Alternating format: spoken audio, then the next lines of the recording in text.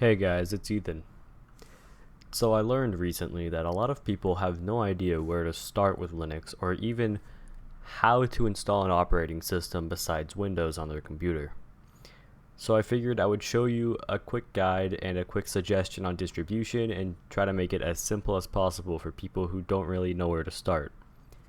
So here we are on Windows, and I guess the first step is going to be installing our Linux distribution's files. So what we need in this case is to go to the Pop! OS website, which you can see is pop.system76.com. Pop! OS is a Linux distribution that I would recommend to anybody who would like to get started with Linux but doesn't really know anything about it. You can simply download the .iso file by clicking on this download link up here. If you're using an NVIDIA graphics card, then you're going to want to get the NVIDIA one, but besides that, we're going to say OK and let this download. We're also going to need a flashing tool so that we can flash this ISO to a USB flash drive. So we're going to go get Balena Etcher, which can also be got from balena.io/etcher, and we're going to download this installer as well. And we can run this. And it's a standard installer, just hit I agree and it'll get started installing. Alright, I think it's finished. Nope, there it is, it opens on its own. So this is Balena Etcher. It's a fairly simple piece of software, and all that it requires you to have is a USB flash drive. In this case, I'm going to be using this 8GB, I know it says 4 here, this 8GB Lexar flash drive and the Pop! OS ISO. So we're going to take our newly installed ISO, we can click flash from file, and we're going to navigate to where we downloaded it to. So in this case, in my downloads folder, we select the .iso file, and then when we go to select target, we're going to want to select the USB flash drive that we plugged into our computer, and we're going to say OK, and then we're going to press flash. Now that we've finished flashing our USB drive, we need to reboot, and we need to boot off of the USB drive. I can't show you this part because I don't have any physical capturing device software to actually show a UEFI BIOS, and they're all kind of different. But if you're able to get to a bootloader of some sort, try and just select the USB flash drive.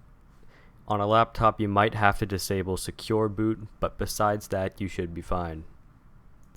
So as you boot, you'll be greeted with this screen, and you can let it just load, or you can press enter. But regardless, it's going to start booting us into the actual Pop! OS live environment, where you can either choose to install Pop! OS to your hard drive, or you can just use it and kind of play around with it. Anything you do in this ISO besides installing it to your system won't save, so be aware of that. So here we are. This little install Pop! OS screen will pop up.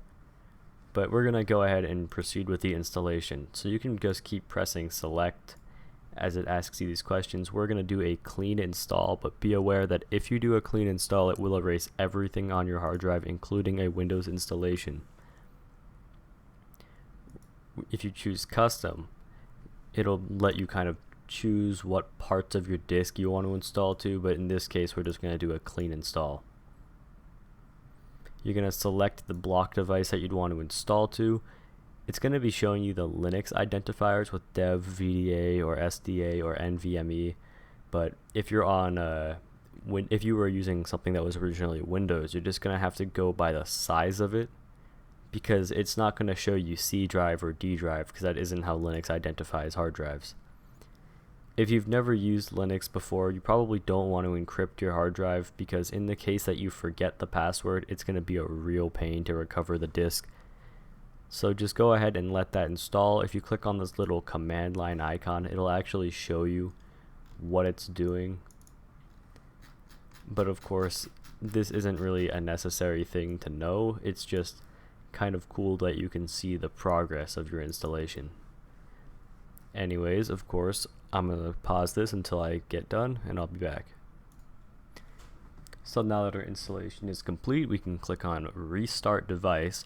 Again, you're going to have to do an actual reboot, unplug the drive, make sure that you're booting into actual Pop! OS, because you'll know when you've been greeted by the welcome screen with the different languages scrolling by.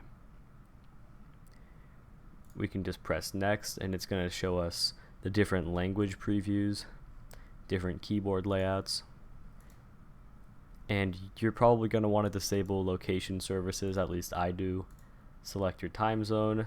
You can also link any accounts like Google, Facebook, Microsoft, etc.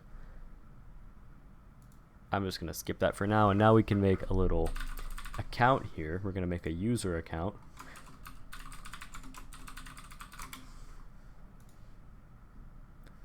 And then we've successfully set up Pop! OS, and we can get started with it.